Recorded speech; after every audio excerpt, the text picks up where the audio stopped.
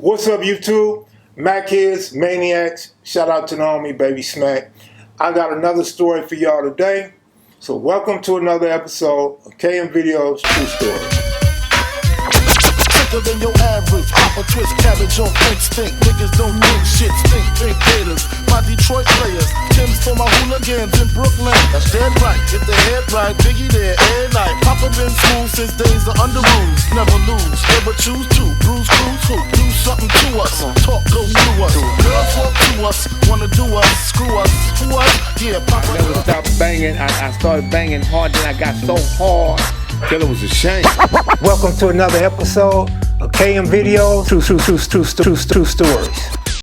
For viewers that like sports, if you are unaware or you're aware but haven't subscribed, go to Capping with Kev Mac Sports Podcast on YouTube. We have that good old-fashioned sports trash talk, and we'll help you handicap your favorite game or your favorite team. Today's episode takes place in Tehachapi, California, on a prison yard, 1997. Now, the homie CJ, he be on the live streams, he be in the comment section, older fella. CJ was the Mac rep, and CJ was the big homie. He's the OG Crip on the yard, cool brother, got along with everybody. He talk a little shit, you know. He like to talk shit. That's what older dudes do anyway. CJ never bites his tongue. He just tells it how it is.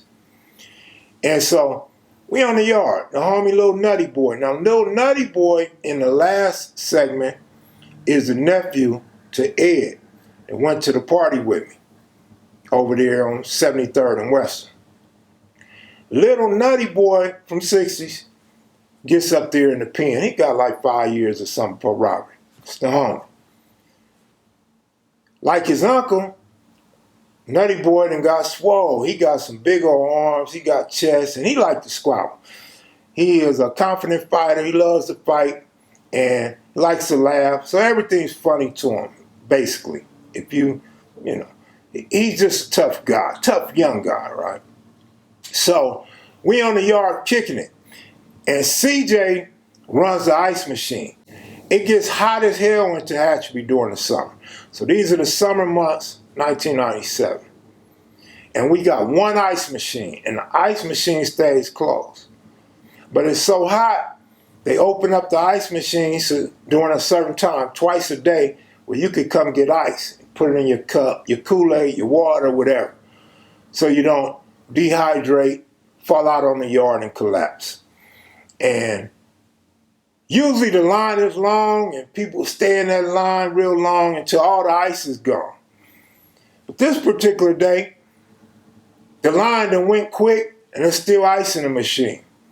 And CJ likes to do, you know, he likes to build clocks, you know, different things. He makes money that way, sends it home to your family, your girl, or your kids, or your mom, or whoever. So CJ wants to get out the hot sun.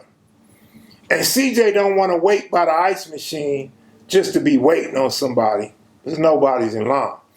Me and the homie Little Nutty Boy, we on the yard with CJ. We kicking, we talking, we laughing, doing what homies do, just talking, chopping it up, keeping the homie company. And this Mexican, this older Mexican, he wasn't as tall as us. He might have been as tall as CJ, but not as tall as me and Nutty Boy. He might have been 5'9", 5'10", something like that. He comes strolling across the yard, and we see him. It's obvious he's coming to the ice machine. And CJ yells out, "Y'all better hurry up, hurry up. Last call for ice. I'm getting ready to close this machine." And the Mexican is still coming across the yard. So it's obvious for sure he's coming to get some ice. He got a little cup in his hand. And CJ says, "Man, you better hurry up. I'm not finna sit here and wait on you." And the Mexican just keeps walking. Like he don't understand English, or he ain't listening to no black dude. Whatever the case may be, he approaches the machine and I already see the play. So I tell CJ, "Hold up, CJ. Hold up for what?" And CJ slams the ice machine. The Mexican has stuck his hand in there, and boom, CJ done hit this fool's hands. and the Mexican is hot. He turned red instantly. He was looking like Slick from Campanella Park. Now, I guess he waited for his fingers to quit throbbing or whatever, and CJ locked up the ice. And he fired on CJ. Boom! But CJ eats it up. CJ don't fire back. So I'm on CJ's ass. I'm like, get him, CJ. I'm big instigating. CJ, get him, CJ. And I'm getting mad. Because he's a big homie, and I got so much love and respect for him. And dude just fired on you. And you ain't gonna do nothing? And CJ say, come on, let's walk over here. CJ wanna leave from the open so the whole yard and the correctional officers and everybody don't see this. CJ wanna walk back toward the building in the cut. But I'm like, no, CJ, get him, fool, get him. And Nutty Boy say, get him, CJ. And CJ don't do nothing. So now they starting to walk off. Nutty Boy is this dark-skinned dude. So ain't gonna be no red or nothing in his face. Nutty Boy looks mad. He's hot. It's already summertime. So he's super hot. And I continue to yell at CJ, get him. And we walking behind the Mexican and CJ, and I'm still yelling, get him. I'm all in CJ here, get him.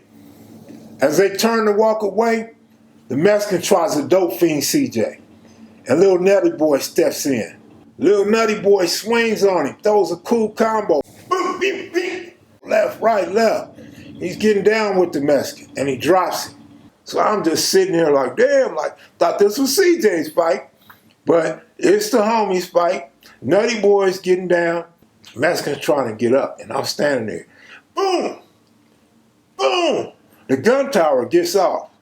They don't fire no warning shots because the dirt and the grass is coming up on the yard. And we lay down. We lay down, they come get us. They take us to the hall. The homies kept it 100. They cut me loose.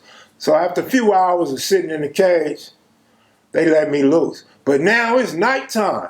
It's night, it's dark as hell, and when they release me, I'm walking across the whole penitentiary yard, and everybody in all 8 buildings can see me. And I see them looking.